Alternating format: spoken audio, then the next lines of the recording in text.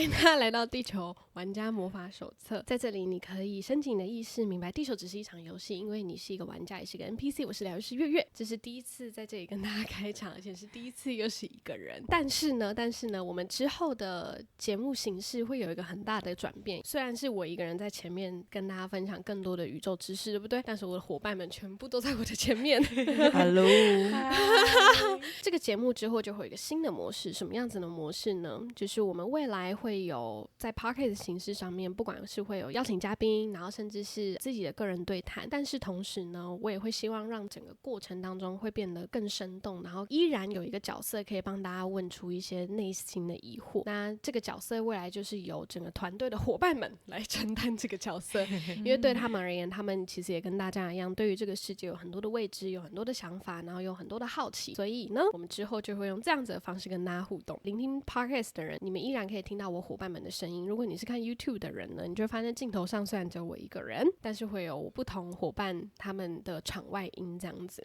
OK， 这就是这个节目接下来 Podcast 会有的新的形式。那还有一个新的形式是我们未来会有一个有趣的企划，就是也许正在聆听跟正在观看 YouTube 的你，有机会来到这个场地这个空间我的旁边，然后我们一起共创一些有趣的宇宙观。你也能够透由你的生命经验去分享你是如何看待这整个地球的游戏的。所以呢，未来我们会在资讯栏的底下会放下故事搜集投稿，然后让大家可以把你认为有趣的地球观宇宙观从你的视角出发，可以如何跟我们一起共创出很多火花，就欢迎在底下报名这样子。 OK 吗？我们的企划没问题没问题好，那我们今天要聊的主题是什么呢？我们今天要聊的主题是梦境。这个主题是我们家岑岑讲的。你要叫岑岑还是木盒？我觉得木盒我觉得直接叫铃木盒。铃木盒吗？还是可以这样盒盒？我觉得叠字比较好叫。真的吗？对啊，你看盒盒、青青、月月，但你想要叫木盒也可以。那我想要叫铃木盒。你要叫铃木盒，我叫你我就要叫铃木盒，是不是？对，我可以叫你木盒吗？好，我 OK， 努力习惯。好，为什么会这样？因为大家都知道嘛，就是我们团队前阵子刚进入了2个新伙伴，就是我们其中一个伙伴他是00后的孩子，然后他是2005年出生的。因为木盒他的原本的名字其实不叫木盒，木盒他原本的名字叫做珍珍。然后大家未来如果有机会到线下，就是看我们就是伙伴的本人的话，你们会发现珍珍这个名字其实超级不符合他的给人家的能量场的。然后我们那时候就在开会，我们就在讨论说珍珍是一个什么样子个性的人呢？珍珍跟我们所认知到跟感知到这个人的能量场是不是吻合的？然后我们就发现一件很惊人的事情，就是其实没有那么吻合。所以那个时候我们就想说，有没有考虑他要不要改名字？所以我们在大概上礼拜吧，我们应该是上礼拜去的嘛。对，我们上礼拜的时候就去找了一个就是我自己很敬重，然后也是帮我们全家人改名的一个老师，然后请他去看看就是有没有更适合他能量场，更吻合他所要散发出来的气质气场，甚至是未来要怎么样真正可以让这个名字可以协助他活出他原来的样子。所以他就有一个新的名字，然后反正就老师就批了一堆名字给他，最后我们就是在从中去找说那什么样子的名字比较适合当绰号，然后什么样的名字要去改，这样子大家都还在习惯彼此的名字当中。因为不单单是木盒改了，胖胖也改名字了。胖胖有已经 ready 好要叫青青了吗？还在预备当中，还在预备当中，还在暖身。那你会觉得木盒比较好，还是历程比较好？我觉得还是历程比较好。真的吗？真的那就历程就好了。因为木盒就少了东西啊。木盒有一种空空的感觉。对。有一种心轮被掏空的感觉啊。懂了。你有 feel 吗？有，就是木偶的感觉。木偶的感觉。所以他才会想要叫铃木盒啊，补那个铃啊。对，就是木盒2个字看听起来空空的，对，但铃木盒听起来就会觉得好多了。可是铃木盒好像又很难叫，你知道吗？但我觉得晶晶叫的还不错。你说木盒吗？对，他叫铃木盒，我就觉得很有那个 feel， 但我还是喜欢叫历程。那就叫历程吧。那我可以叫你岑岑吗？我觉得观众会误会。那我叫你丽丽。丽丽皆辛苦。台南有一间店叫丽丽水果店，我觉得还不错吃，之后去可以吃。在台南。我们改天员工旅游去台南玩。我还是讲历程好了，因为历程听起来比较美。可以。OK， 我好想听桑迪的想法。桑迪觉得木盒跟历程哪个比较好呢？历程。你看，也觉得是历程。虽然我们今天要讲梦境，可是会带到这个，只是因为刚好就是也跟大家 update 一下，最近我们节目自从换了一个频道之后，我们有什么样的新的转变，跟大家也知道团队要扩张了嘛，所以团队扩张，同时也代表着我们能够给大家的东西就会越多，所以我们希望就是让更多人共聚的一个这个能量，让这一颗圆球可以变得越来越圆，跟越来越饱满。因为单打独斗这件事情已经不会是现在这个未来，甚至是现在此刻跟未来需要去，好，应该是这样子讲。我前几天才在直播的时候跟大家讲说，就是不管是此刻还是未来的世界，绝对都不会是单打独斗的世界。那所谓单打独斗是什么意思呢？其实很多人我们在灵性成长的旅途当中，会发现有一个最大的课题叫做人际关系。那人际关系它其实也包含着合作嘛，在合作的过程当中，一个个体加上一个个体，这两个个体他们都在用自己的价值观做自己的事情。可是既然这样子要合作起来，就会是一件需要有心理预备，无论是会有产生一些分歧也好，冲突也好，甚至是一些磨合也好。可是在这个冲突磨合过后，你会发现这样子的东西合在一起，原本不是还有很多零零角角吗？就是会透过这些磨合，把它变成一个更完整的圆。可是只有你自己的时候是长这个样子，所以当我们自己一个人做事情的时候，它其实能够散发出来的影响力，或者是说能够帮助到的人有限。就像是艺人工作室，他一个人能够消化多少个案，又或者是说一个人的工作室，他其实能做的事情多少都是有限的。可是当我们可以学会共创跟合作的时候，这过程肯定还是会有很多起起伏伏，可是这些起起伏伏就是在帮助我们每一个人磨成更适合自己的圆。而这个更适合自己的圆，你会发现它变得更扎实，变得更饱满之后，我们所发射出来的能量是更强大的。所以未来的世界就是这样。什么叫做不要单打独斗？因为呢，未来会是共创、共好、共修的一个世界。举一个例子来讲，你们看哦，自己一个人修行跟一群人陪你一起修行那种感觉有什么不一样？那不能自己一个人修行吗？所以我们来讨论看看这两个有什么不一样。OK， 自己一个人修行的话，的确是会想说，我这样修是对的吗？可能内心还是会有疑惑。对，你没有人可以对照，或没有人可以做参考的时候。OK， 好，那历程呢？那如果有人来到这个世界上，他就是为了要学自私呢？你说来到世界上学自私吗？对啊，你会觉得自私一定是有个人有一个对照啊。就像是你会觉得这个叫做好，是因为有一个不好跟你比较，所以那个好是谁来跟你比？其实还是别人，对吧？所以你会发现为什么一个人修行是没有办法的，因为你一定需要有一个人来对照你，你才会对于这件事情有一个新的理解。我才知道原来这叫做自私，我才知道这原来叫自爱，我才知道这个原来叫做包容。你没有一个对象去来成就你的话，你是没有办法突破那个盲点的。所以为什么没有办法一个人修行？是因为一个人修行，你没有一个对照组，没有一个对照组，你自然而然就不会知道那我要的东西是什么。你甚至不知道它是好还是坏。那你心中没有个定义的时候，它也不会触发你的成长机制，也不会触发你的思考模式。所以自然而然，一个人的成长它就会变得很缓慢。那所谓一个人成长是什么？我很少接触外面的人，我偶尔接触一下，觉得说好，不行了。我缩回来自己一个人，可是缩回来自己一个人之后，你会发现你只要不再踏出去的话，你没办法验证这个想法是什么意思。所以也就是说，可是很多人其实就是出去的时候就发现受太多伤害，那我要把自己关起来。可是把自己关起来之后，你会发现你的成长幅度的确是很慢的。那这个慢有不好吗？我觉得没有不好，可是那个就有点像是你个人可以选择这样做，但集体意识会推着你跑。也就是说你的确个人你可以成长得很慢，可是当集体意识想要来到这个高度的时候呢，还是选择成长得很慢的话，你会跟这整个世界脱节。脱节之后你就会陷入到一个循环，是我不知道活着的意义是什么，就是很容易就会觉得说，那是否真的没有意义呢？那还是结束这个生命就好了。就会变成这样。所以你会发现这整个世界就是有一个很缜密的游戏机制，你有极强大的自由意识去选择你要做的。我就算孤独一个人修行也可以，可是不好意思，这个世界就是有一个更庞大的集体意识在推着你走。正是因为当我们没有意识到共好共修才是我们要去走的那个路径的时候，我们就很容易在这个挣扎过程当中自我放弃。可是你的灵魂又不允许你放弃，所以在你想放弃的时候，又会发生一些事件把你推回来。他好坏哦。是不是真的很坏？所以我才会说地球玩家顾名思义就是当你越能够明白清楚地球它的游戏规则的时候，你就越能够走在这个规则上面，而不会迷路。因为迷路其实是最辛苦，迷路也是在这条路径上面我想一下它有没有一个明确的形容词，就有点像是你就是一个玩家，明明地图都在那，可是你偏偏要走跟地图不一样的路。我觉得是时间问题怎么说？就是迷路，就是可能我会花时花力，然后如果是我已经先知道了，可能我可以省比较多力气还有时间。我觉得是就有点像是说，就我之前很常举的例子嘛，今天台中到台北。其实我们就是知道有最快的路径跟最短的路径，那最快的路径是什么？高速公路。好，可能最快的路径是高速公路。如果你家住离高铁站很近的，那对你来讲最快的路径是不是就是搭高铁？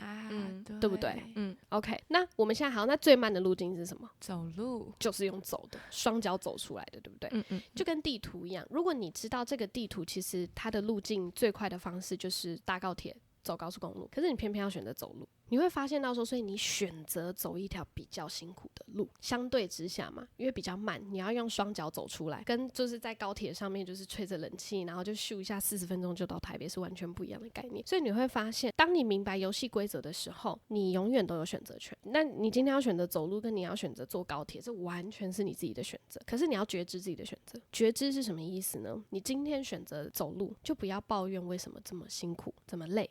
流这么多汗，为什么你想笑？因为我想到一句加酒语录，好，加酒语录，自己选的路，跪着也要走完。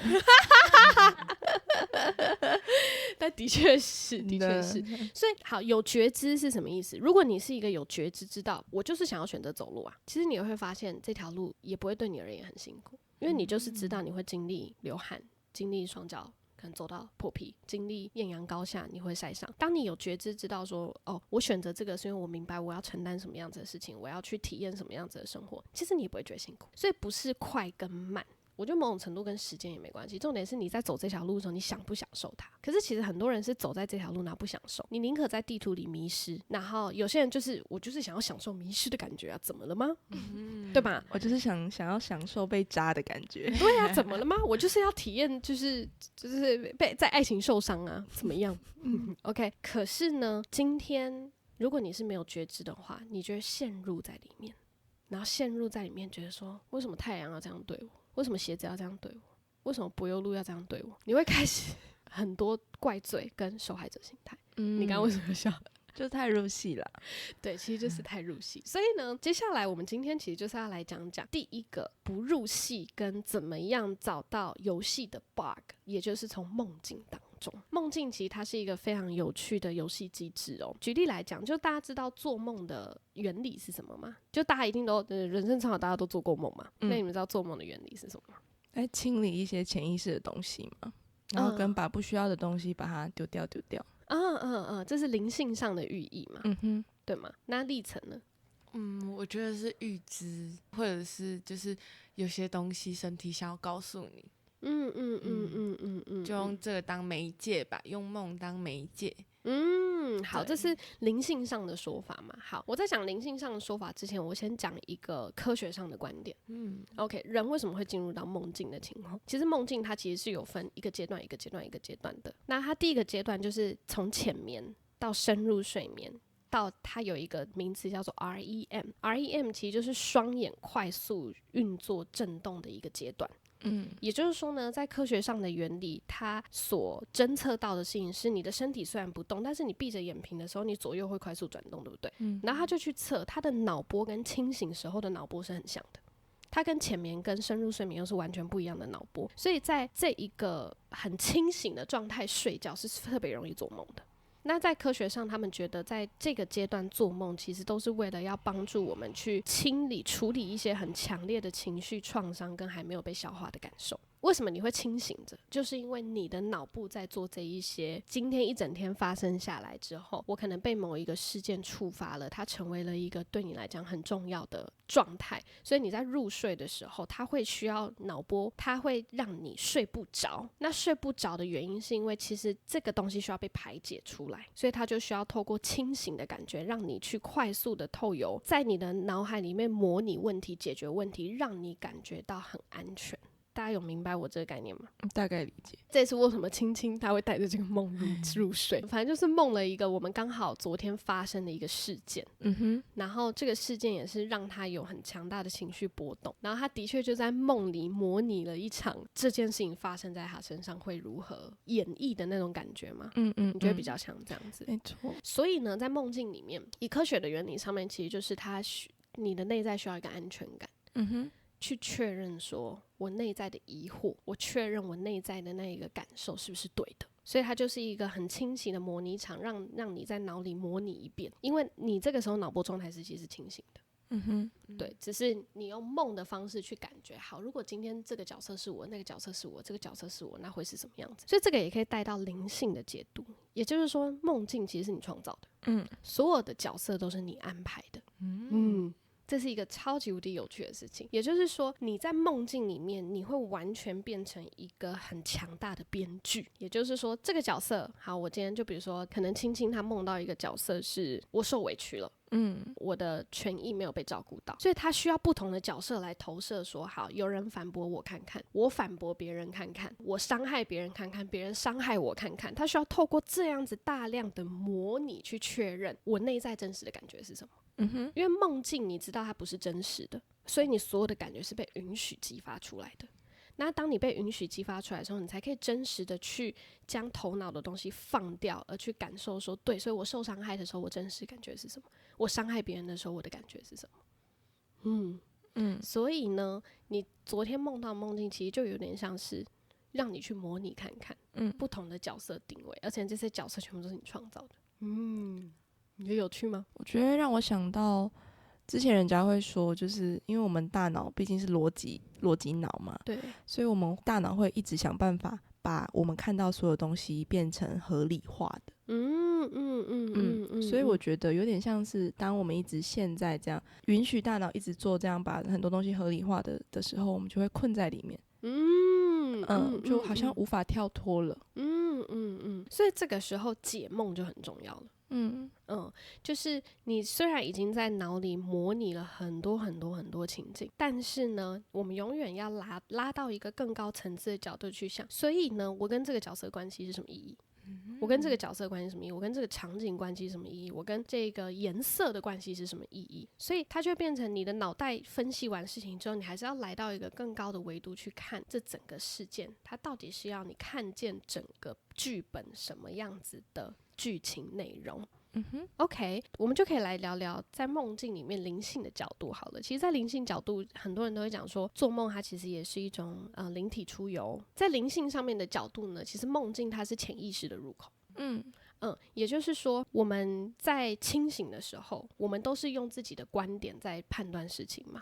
我们都是用自己的想法自己的节奏去决定我看见事情的结果是什么。而到梦境的时候，其实你就会进入到一个潜意识的状态。那我有一个问题，好，你说。就是我之前我记得我有一次要在入睡前，然后我就一直想着这是梦，这是梦，这是梦，就是我是有觉知的进去那一个梦里面，然后我就可以把我的灵魂就是跳脱出超多角色这样子。然后就觉得超好玩的。我跟你们说，其实梦其实有分两种，一种就是我刚刚讲的潜意识的投射，另外一种就是你的灵体出游，这是完全不一样的事情啊。对，因为我等一下会教大家怎么去判断什么是灵体出游，什么是梦境角色。因为梦境它其实还有一个很重要的定位，是它在帮助我们去看见无论是来自于过去还是未来的讯息。因为呢，梦境呢，它就是在帮助我们去透由里面的东西，梦境里面的东西。因为梦境我们会连接到阿卡西记录，阿卡西的讯息场。也就是说宇宙的资料库，所以你在做梦的时候，其实你会连接到一个很庞大的集体意识跟个人潜意识。所以呢，当你在梦到一些很多讯息的时候，其实你是在调阅你的资料库，你在下载一些东西来到你的生命体验当中。因为像阿卡西记录，你们对阿卡西记录的想法是什么？就是图书馆你对阿卡西记录没有什么想法？没什么 feel 好 OK， 里面就是很多时间历史，然后人事物全部都在里面。没错没错，所以你会发现你会梦到一些你从来没有认识过的场景。可是这样有什么意义？好，所以梦境它其实就是连接到潜意识跟集体意识嘛，对不对？为什么我要去连接到一些我从来没去过的地方，可能古文明文化未来的世界？那是因为它在帮助你去调阅一些你未来需要知道的讯息。好，举例来讲，你今天梦到了古文明的文化，然后你就可以去观察，你在梦到这个场景的时候，你的感觉是什么？有的人可能会觉得似曾相识，对，似曾相识。那也就是说，你在调阅这个阿卡西资料库的时候，它可能来自于你的前世记忆，那你可能会需要去到这个地方去捡回某一部分你的灵魂碎片。所以很多人会透过梦境去预知未来，跟观测很多当下他需要被厘清的讯息。那预知未来是什么意思？就有点像是说，其实未来的你就知道你今天一定会去埃及，可是他需要给你很多的讯息，跟你讲说埃及跟你很有缘分，一直给你看到金字塔，一直让你看到木乃伊等等的。无论是梦境还是现实生活当中，他需要透过这一些这个游戏的设定，他需要让你的逻辑脑清楚知道这些一直出现的东西不是巧合。那自然而然你的逻辑就像是之前其实有一个那个科学实验，要怎么样去操控一个人的心理，就是让他一直看见同一个东西，然后他的脑子就会自动的校准这个东西是事实，所以他自然而然就会做那个决定。这是之前很有名的那个骗术跟手法，就跟我们的人一样，我们在地球也有这个设定，我需要透有很多的天使数字，我需要透有很多重复性的东西，让你知道说你未来你就是要去这个地方，因为你会觉得不可能吧，我就没去过埃及，可是一直让我看到埃及这种，不然去看好了。他在帮助你去在逻辑的这个地球的脑袋当中去，有点像是宇宙都知道我们人就是逻辑脑很强，对吧？那我就是用你的魔法对付你的魔法，我就让你一直出现同样的东西，你就会放掉逻辑，你就觉得好，那我要去试试看，我要去做做看。我们在调阅阿卡西资料库，从梦境当中扮演着对我们自己来讲非常重要的角色，所以解梦也很重要。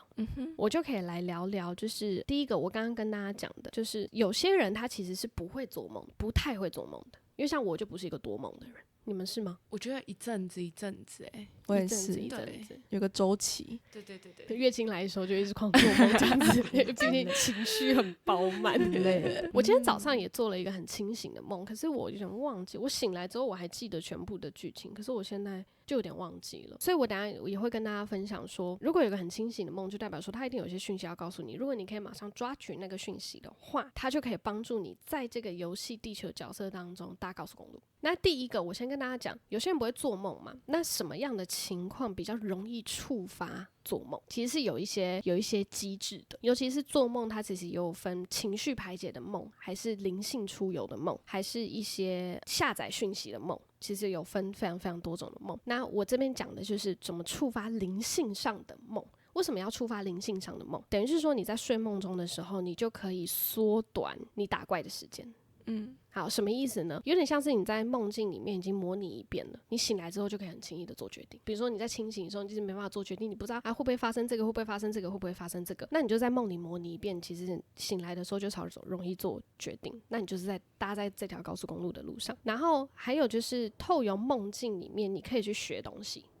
看似我们在睡觉，对不对？但其实睡觉的时候，我们的灵魂是一直在运作的，它一直在切换不同的平行时空，跟去到不一样的游戏场景，去体验这个肉身没办法体验的东西。可是为什么我们要在梦境里面体验肉身没办法体验的东西？可以帮助我们什么？为什么呢？你知道有很多灵性上的体验是没办法带着肉身去的吗？我记得我前阵子有梦到一个梦，就是有很多那种很大颗的那种圆球，就是做瑜伽的那种圆球，然后下那种雨，然后瑜伽球雨对，然后我就觉得我是不是要死了这样子？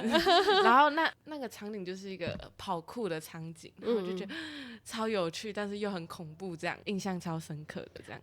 OK， 那你那个时候你觉得你的灵魂学到了什么？就是要快点跑。好，就像是你看到那个场景，你觉得可以在地球的这个物质世界体验到吗？下瑜伽球雨完全没办法。没错，所以梦境其实有一个很重要的角色，就是在帮助我们去体验你在这个平行时空体验不了的东西。可是有些灵魂上的触发跟灵魂上的明白，它其实在这个有限的物质世界是体验不了也明白不了的。所以我们就是要透过梦境，所有的荒谬的事情都有可能会发生。就像是我很常从小到大我就一直有个重复的场景，我觉得大家一定都梦过，就是被恐龙追这件事情。我是被蟑螂你被蟑螂追？我是被老鼠。像我就很常被恐龙追，可是你知道现实生活中你就体验不了这件事情，可是梦境里很真实，所以醒来的时候你觉得那种被恐龙追的，无论是恐惧也好，或者是那种惊吓也好，它就很真实的发生在你的生命体验当中。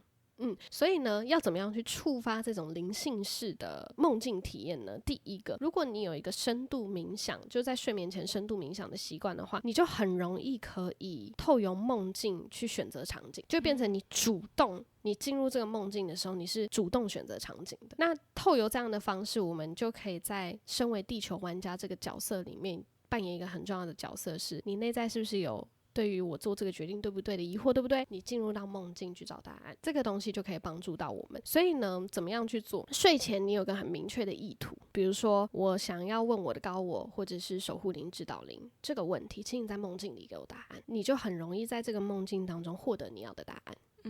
OK， 可是前提是你要带着明确的意图哦，也就是说你是没有带着明确的意图的，他就算给你那么多的答案跟讯息，你醒来之后还是会觉得哈，怎么这么多情绪，怎么这么多不明不白的东西，因为你根本不知道你要问什么样的答案。OK， 好，然后再来呢，就是我们可以会有一些声音跟音频，不管是颂钵还是在 YouTube 上很常找到的进入到阿法波的音频，播在旁边睡觉也比较容易就进入到灵性做梦跟出体的体验。那我来带大家去了解一下，就是什么叫做灵魂出体，还是单纯的生理梦跟灵性体验。第一个，当你能够掌控你的梦境的时候，你会发现你其实可以很轻易的改变场景，而且你在梦境里面是清醒的。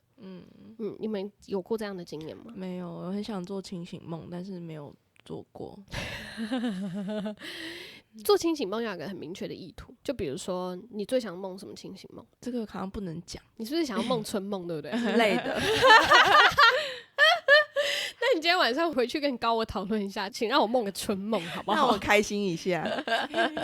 OK， 地层有梦过清醒梦吗？有啊，就是你刚刚讲的、那个。对，就是好，可以没错。我跟你说，回过头来，我刚刚跟大家讲的事情，要怎么判断是灵魂出体还是单纯的做梦，对不对？那灵魂出体是什么？灵魂出体是你可以决定你的梦境场景。单纯的做梦是你单纯就是在这个做梦跟灵性经验当中获得你要的资讯跟下载你要的资讯。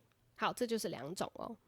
OK， 那怎么去判断哪一个是灵性出体，然后哪一个是生理梦跟你在里面切换平行时空呢？也就是说，首先第一个，你是否能够控制游戏场景、梦境场景？如果你可以控制梦境场景，比如说我想要改变，我原本在大海里面，我想要立马改变，我要到森林。我原本在飞行，我想要立马坐高速公路。然后你在你的梦境里面是可以很清晰的思考的，就代表说你就是灵魂出体。第二个就是你的身体感受，你有很明确的体感，无论是被拉扯的感觉，还是溺水的感觉，或者是说你的身体有一些震动感，你都可以很明确的知道你摸得到手，就是你在睡梦中你还是感觉到自己的触觉跟感官。然后再来就是如果灵性出体的话，就是你的这个剧情它不是片段式的剧情，而是它就是一个很完整的剧情，它有很明确的指示路标跟你讲说下一个步骤就要怎么，下一个步骤怎么走，那个就是很重要的灵性出体。可是灵性出体的场景可能跟地球的场景是不太一样的，就像是你那时候灵性出体的场景是在哪里？觉得那比较像是人物的切换，就是可能我现在进入你的身体，然后我又可以你又可以进入别人的身体。对是的，你可以选择。对，所以这个东西就不是在这个三维物质世界可以体验到的东西，你就会在梦境里去体验。是，所以我们要怎么样去判断灵魂出体呢？其实就是看你在梦境里面的真实程度有多少。那灵魂出体对我们来讲有什么样的帮助？跟单纯的我做一个清醒跟带着讯息的梦，就像你刚刚打一个比方，就是走路跟搭高铁。就是我可以很明白的，然后玩透这个游戏。我是用一个粗细的状态来玩这个梦。你会用灵魂状态去玩自己的生活，因为灵魂它没有肉身的限制跟躯壳，所以这个灵魂它更没有限制的去体验所有他想要创造的生活。所以这样子的情况就是你把自己从肉身的维度来到灵魂的维度，拉得更高的情况去看整个事件跟体验这整个事件，它可以帮助你灵性成长，它可以帮助你去明白很多的幻象。因为大家要知道什么叫做幻象。举例来讲你看大家有看过骇客任务吗？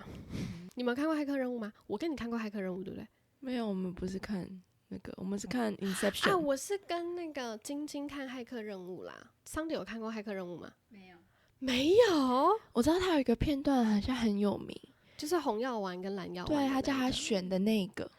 没错没错。好，我刚刚所谓讲的幻象其实就是这个样子。骇客任务他那个时候在讲的很重要的剧情就是所谓的那个救世主Neo， 他突然找到那个灵魂跟人类世界的夹层，他突然看到为什么这整件事情好像就是一串代码，就比如说我的肉身也是一串代码组成的。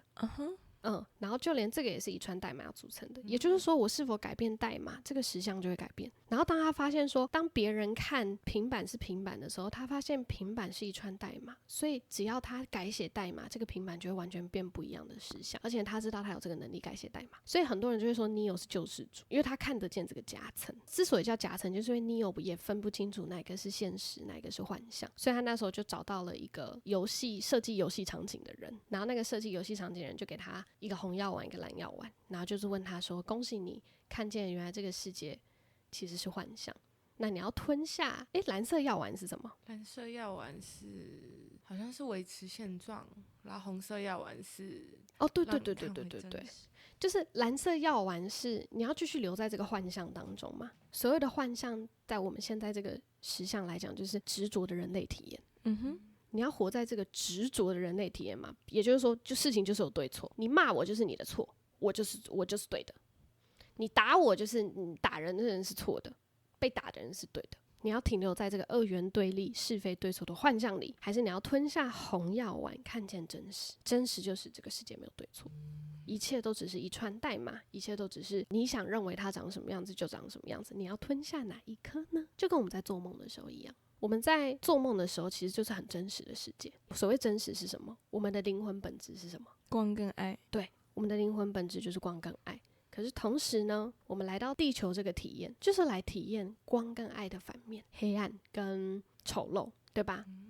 跟伤害跟低迷，因为我们必须得要透过地球的体验才知道光跟爱是什么。这也是为什么要选择来地球。可是很多人就会执着在地球的这个体验当中，就会觉得黑暗就是对的，黑暗是事实，而忘记了光跟爱也存在。什么意思会忘记？你看到当我们看见一个杀人犯的时候，我们会马上定义他为什么？有问题的人嘛？对，负面嘛，有问题，坏人。你为什么要杀人？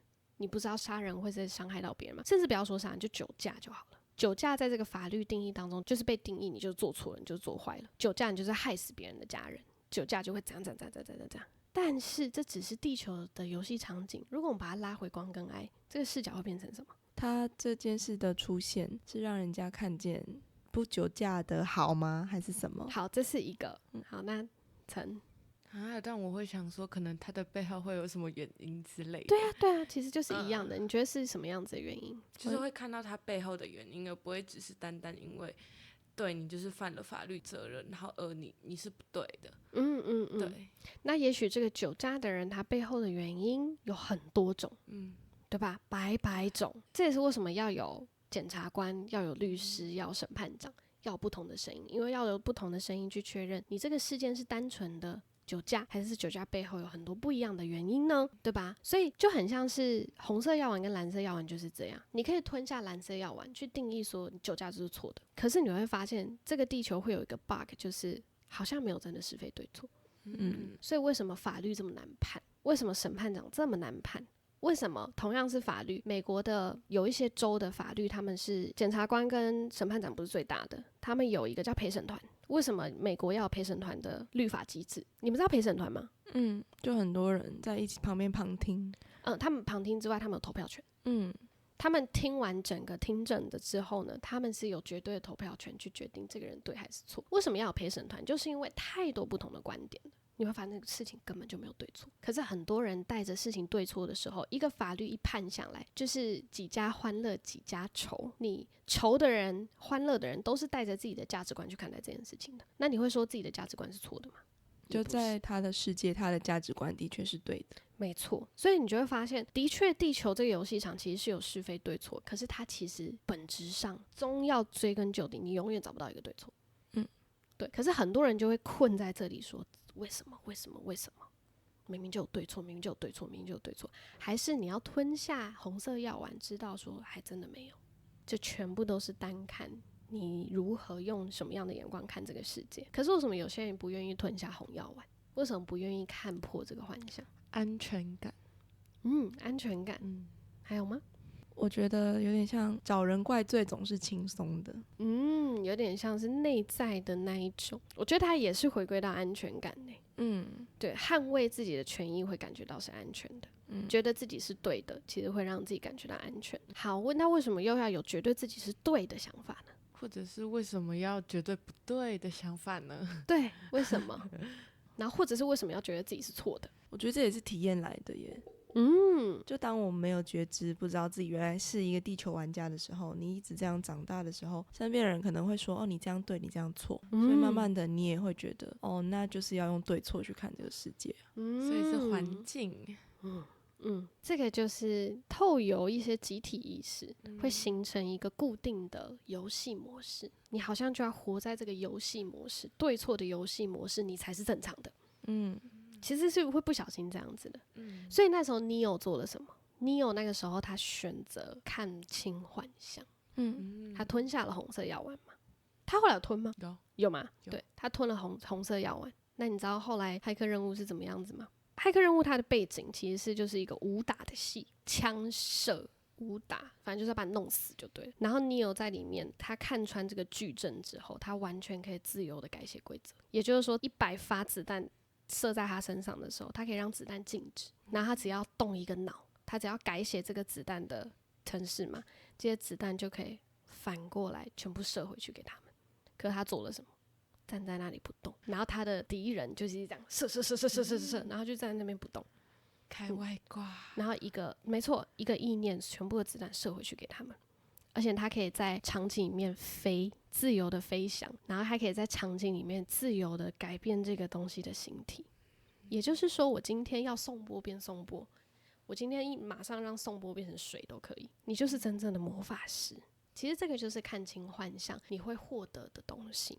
OK， 所以就跟梦境一样，梦境的你其实可以完全去体验到灵魂可以飞翔，可以改变场景。我可以想要当青青，我就来体验当青青；我想体验当桑丢鞋，你是很自由的，你就是改写游戏规则的人。为什么来到人类的状态就不可以了呢？其实是可以的。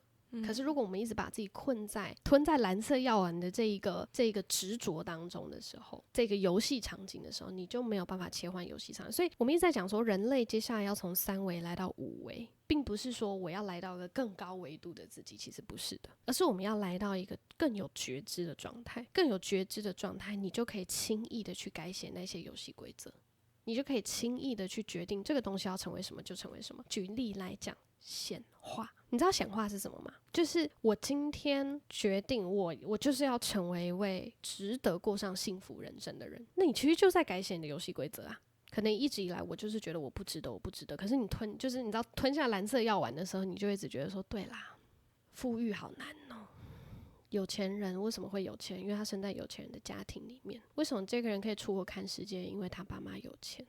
你就会开始被那一些很有框架的思想跟集体意识给困住。可是如果你今天愿意吞下红色药丸，你就会发现有钱跟任何人关系都没有，我只要这里改变就可以了。我要怎么去改变我的潜意识？我要怎么跟超意识合作？我要怎么跟集体意识共好？我就可以去改变我的实相。OK， 所以呢，改变实相是很简单的事情。就像是我今年，就是我最常举的例子，就是我的丰盛状态也是今年才开始的啊。可是我做了什么？我其实真的也不是换了一份工作，我也不是换了一个环境，我只是改变了这里。我改写了我的思维模式，我改写了我看待这个世界的方式，我明白了这个世界的幻想，我知道了原来丰盛的逻辑概念背后的原因、价值、意义是什么之后，我这里改变了，所以我显化的东西就不一样了。可是相对的，我也做出了一定的努力，什么努力？就是我选择吞下这颗红色的药丸嘛。可是有很多人是不愿意吞下这个红色的药丸的，因为无论是安全感也好，还是各方面。所以我希望这个节目带给大家，就是当你越清楚这个游戏规则的时候，这一份明白才是真正带给你安全感的东西，这一份觉知才是真正踏实感的东西。透由我们愿意看清我们的幻象，我们就有能力去改写我们的实相，而梦境就是最好看清幻象的一个很重要的场景。青青在想什么？我刚刚想到，以很具体的一个举例来说，就是有点像你不喜欢现在的生活，那你就主动去创造一个你想要的生活，是类似这样吗？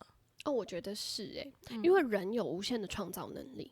什么叫做创造？最简单的创造，你不喜欢现在的工作，对不对？很多人都觉得无可奈何。可是我现在的技能就只能做这件事情。可是我创业又不一定会成功。我自己一个人出去，我也不知道我要干嘛。OK， 这个叫做限制嘛？那你要怎么创造？就是想自己想要什么吗？立场要怎么创造？首先你要先出国玩一下，没有，就是先离开舒适圈啊。对，然后你可以看到更多的人，然后呢发生更多的事情，然后你就会知道，其实你遇见的这件事情其实就是小事情而已。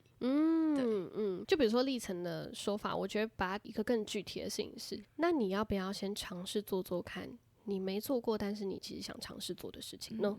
因为你不知道你要做什么嘛，对吧？很多人知道自己不喜欢什么，因为来自于我做了之后发现我不喜欢，可是很少人去探索那我喜欢什么。因为当你愿意去探索我喜欢什么的时候，你才会带给自己不一样的可能性。好，所以你不喜欢这份工作，那你要不要尝试这份工作以外的事情？你尝试看看啊，你尝试看看才知道你是不是这个叫做真的不喜欢，还是你大家集体意识的不喜欢。就是你要先厘清这个不喜欢到底是哪里来的。那怎么样去厘清？透有一件事情来比较，也就是说我今天出国了，我体验了自由了，我才知道说原来我要自由。或者说我体验了自由，我才发现没有，原来我喜欢被约束。那你就会面对你的工作有完全不一样的想法。所以你越累积你的生命经验，你对于一件事情的视野变得更广。你在看待同一件事情的时候，你就可以看见不同的层面跟角度，而不单单只是我不喜欢而已。所以创造就是什么？你完全有能力去改变这件事情的本质，来自于你尝试去打开你的视野，这个本质就会变。所以也许这个工作其实你不讨厌，只是因为你一直用讨厌的心态去看待它。所以我才说一切都是来自于这里，不是事件本身。这个就是最好去看清幻象的一个做法。所以呢，我们刚刚就讲到了嘛，无论是骇客任务还是金刚经一直在讲的看破幻象这件事情，都是在帮助我们去知道，其实世界的本质就是幻象，而幻象存在的意义就是透由这一些剧情让你体验跟明白很多事情。好，你今天原本就是觉得说，本来就应该班机不应该被取消，应该班机不应该被延误，对不对？好，今天班机就是延误了，他就是要带你看清什么。可是班机延误本身就是个幻象，它就是背后要让你看见些什么事情。所以班机延误其实是让你看见什么？我为什么遇到我现在的真爱，就是因为班机延误了。所以班机延误只是个幻象，最重要的事情，他要带你去体验什么。所以就有点像是这个事情的发生是有要让我们体验的东西。对，所以事情的本质全都是幻想，你所有的体验都是幻想，而那些东西都是为了让你去看见更高维度的生命体验。也就是说，我今天有 A 才会延伸 B 呀，那你今天要获得 B， 你就必须得先体验 A 呀。可是很多人就会觉得说，这个世界帮我安排的 A 剧本我不要，可是我获得我要的 B 了，可是就会一直觉得说，为什么 A 有这么多了哈？好，的确我变有钱了，可是为什么前面我经历这么多的事情，可不可以不要？不行。因为世界就是这样，你需要透由一个场景去让 B 发生，所以 A 永远都只是个场景，你想要的东西才会被发生。所以当我们能够明白这个世界的逻辑的时候，场景就真的没那么重要。所以梦境为什么你可以切换场景，就是场景不重要，重点是这个场景背后要带你看见的东西。所以如果现在在聆听这个 podcast 的你，要怎么样去看破这个幻象呢？其实也就是走在觉醒的这条路上。觉醒就是觉知，你越认识自己，你越认识这个世界，你越认知所有的游戏规则的时候，你就会看穿并且重新选择，那你就能够自由自在的活出真正的自己。这个就是觉醒跟了解身心灵的好处。所以就是像我可能之后看事情的时候，我真的就不太就看着而已，因为我知道它是幻象，所以我不做定义，不下注解，然后甚至不过多延伸思考，可能只是想说，好，那这件事情已经发生了，他是想告诉我什么？对，因为它只是个场景，而是他想要这个场景他需要一个过渡嘛，场景是过渡的能量，然后过渡去哪里？就要找下一个，所以他要我看见什么？当我们能够用这样子的思维模式的时候，你就会发现，哇，我可以醒着玩这个游戏耶。所以就连我好像在经历很多的痛苦，别人定义的痛苦，我都不觉得那叫痛苦，因为我看见的不是场景，我看见的是这个场景要给我的价值。当我们能够越来越能够看见价值，你就会发现，你就能够醒着玩这个游戏。醒着玩这个游戏不是退出游戏哦，因为很多人就觉得说觉醒就是我觉醒了，我可以离开这个世界了。我觉醒了，我可以逃离了。不是的，不是的，很多人都会误会觉醒就是要逃离游戏不玩了。但是呢，我要提醒大家，真正的觉醒不是退出游戏，而是带着觉知去玩这个游戏。也就是说，觉醒的人会不会遇到一些狗屁倒灶的小事？生活上一定还是会啊。你看，我们就讲一个大师萨古鲁一定还是会遇到一些狗屁倒灶的小事。不管是我今天他今天办了一场很大的讲座，然后突然哪里出现 bug 了，这个麦克风出问题，或者说他可能前一秒他女儿突然找他吵架。其实他没办法控制可是他可以选择，就是他没办法选择女儿要不要找他吵架，可是他可以选择他如何看待女儿找他吵架这件事情。也就是说，你就可以跟觉知的玩游戏。那你带着觉知玩游戏，你才能够让你从 NPC 转为真正的玩家。你才不会陷入那个好你找我吵架，神经病，那我就来跟你吵架看看吧。不是的，而是说你要找我吵架真有趣。好，那我们来吵架，然后就叭叭叭叭叭，然后叭叭叭叭叭，然后叭叭叭叭叭，开心了吗？享受爽了。情绪说出来吗？爽了。好，那我们接下来继续吧。其实你就会发现那个互动会变得更轻盈，可是不代表不会吵架哦。不是的，只是那个互动会更轻盈。而最终两个人定义都是好，你说完了，你爽了吗？开心了吗？你享受了吗？有，对不对？好，目的达成。因为玩游戏就是来爽的。玩游戏从来都不是就是要陷入我又死了，就是不是。玩游戏就是要来爽的。所以永远我们要大家知道说，觉醒都不是鼓励大家去抛开现实或是不吵架没有情绪，不是的，而是用更高的视角去参与这个现实。没错。所以不管是梦境还是一些一直在出现的天使数字也好，或者一直在出现的一些重复场景，唯一的目的都是要把你带回到爱的本质，光的本质，用爱跟光的视角去看待它。因为爱就是这个游戏的底层程式嘛。当我们能够用爱去看待事情的时候，你就会发现你所有的体验都是为了让你滋养你这个肉身，滋养你这个灵魂，滋养你这个意识。当你用爱去滋养自己的时候，就算有人找你吵架，你都会觉得这让我成长好多，我又被滋养了。能够明白？OK， 没有问题。没有问题。OK， 好，我来教大家解梦，要不要？那我来教大家，就是当你做了一个梦之后，要怎么样去解梦，好不好？那我把梦境分为3类。第一个梦境就是情绪排解，就是你就是需要透过梦境吼出来、叫出来、喊出来，就像轻轻的梦境就在里面狂骂脏话。那这种情绪排解的梦境，其实单纯就是疗愈自己。因为你在现实生活中没办法讲出来的东西，你在梦境讲出来，其实你会蛮爽的。所以这个就是疗愈型梦境。第二个是指引型梦境，就是你在里面其实是有任务的。如果你的梦境是清醒的，你有记下来，就请你明确的去写下来哪一些任务在这个梦境当中要你去执行，那其实就是反过来要在现实生活当中要你去实践的事情。举例来讲，比如说我在梦境里面有个很明确的任务是找到这个人，因为这个人在梦境里面是可以帮助我的人。那你在现实生活中，你就要去寻找是不是最近有些贵人跟有一些机会要出现在你面前，请你留意，类似这种。那第3种梦境呢是预知梦，也就是说在梦境里面出现的东西，在你7天1个月内会同步出现。所以其实梦境其实是有分这3种东西的。OK， 好，所以呢，我们要怎么样去解梦？其实有一个很棒的解法，就是第一，当你醒来的时候很清楚，对不对？你就马上把它记录下来，无论是打字也好，或者是写字也好。然后呢，你可以问这个梦境自己解的方式，你可以把它丢到 ChatGPT 解，你可以把它丢到任何的 AI 去解，你可以跟朋友聊天，尝试去解这个梦都可以。但有个具体的自我解梦的引导。首先，第一个，你去判断这个梦让你有最强烈的感觉是什么，可能是恐惧、释放、喜悦、困惑，这些情绪上的感觉。那第二个，梦里出现的人事物在提醒你生活中的哪一块？因为梦里一定会有一些场景嘛，无论是这个枕头是什么颜色的，这个颜色代表对应着哪一个脉轮，这其实都是可以自己去解梦的。再来，你就可以反问，那如果这个梦境里面发生的东西就是宇宙要你做的事情，你接下来会去做什么具体行动？这是一个最好解梦的方式。所以一样的问题问青青，你觉得这个梦境，你昨天晚上梦到的梦境，你感觉到最强的是什么？愤怒。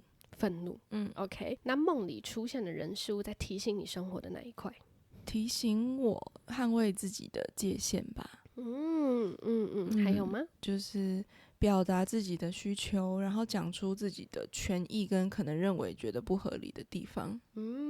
OK， 那如果这就是宇宙要给你的讯息，你接下来会去做什么事情？接下来就是当之后可能有类似的事情发生的时候，我就知道我可以选择比较好的方式去提出来。就有点像先做准备了。那你觉得这有回答到为何会带着这个状态进入这个梦境的自己吗？有回答到。OK， 所以呢，这就是一个最好的解梦方式。梦境其实真的有很多很多宇宙要给你的讯息，无论是潜意识还是集体意识也好。所以呢，大家都可以觉知每一个出现在你生活当中的事情，它都不会是巧合，它都是强烈的讯息。那解读讯息的能力是需要透过大量的练习的，你就可以越知道这个场景发生在你面前是为了什么，你就可以知道背后的价值。所以分享这个方式给大家。但是我也要跟大家强调一件事情是，如果你长期出现噩梦、睡眠瘫痪，或者是就是很频繁，甚至是你白天起床的时候你的生活功能受到影响的话，请先寻求专业的医师协助你。透由这些更不寻常的事情发生在你身上也是巧合，所以第一步一定就是去理解看看这件事情为什么会让自己频繁做噩梦，然后又有点影响到自己生活，先从专业医术去帮助到你，这是认识自己的很重要的一步。 OK， 那我们接下来一样按照节目惯例，我们来抽一张卡牌，然后来给聆听这一集 Podcast 听众的指引跟祝福。我们今天抽星际种子。这是星际种子呀，你们跟那个没有青青姐，它那个是历程的，然后它跟晶晶是同一副。这是你今天带来的。对，好那我们来抽星际种子卡牌，这一张什么？虚空。停下来，拥抱冬天，伟大的宇宙子宫。Oh my god！ 我们抽到了星际种子卡牌虚空，然后停下来，拥抱冬天，伟大的宇宙子宫。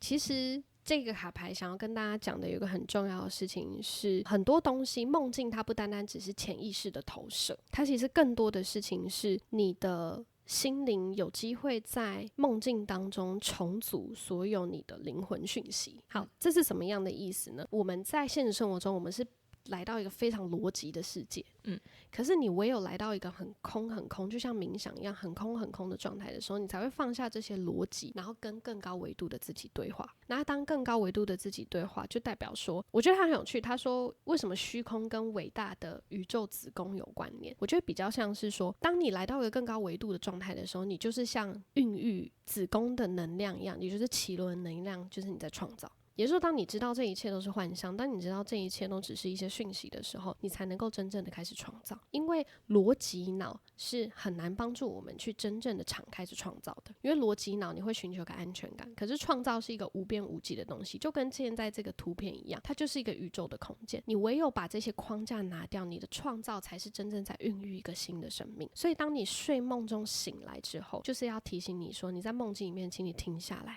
来的好好的去在这个黑暗里面酝酿所有一切真实的你，而当你醒来的时候，你就可以真正重新在这个实相孕育出新的自己。所以梦境一切都只是讯息。所以呢，这一个卡牌也是想要跟大家讲说，幻象它只是一个揭示真实的过程，但如果你看穿幻象，明白这一切都只是心理投射的时候，你才有机会重新创造自己的生活，重新选择自己的游戏场景。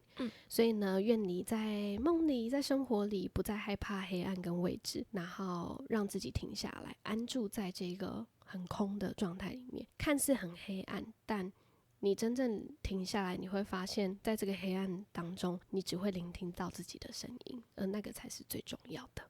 OK， 好，所以呢，也希望跟你们讲，宇宙一直都透过梦境，或者说很多重复性的天使数字也好，或者是一些讯息在告诉你很多提示，所以让我们一起升级，玩得更有觉知，更有快乐。然后我要告诉你们，你们不是一个人玩这个游戏，让我们一起升级吧。祝你在这个地球今天玩得很开心，祝福你们，大家拜拜，耶，拜拜拜拜拜拜拜拜，耶，录完了，大家好棒啊！好棒哦！耶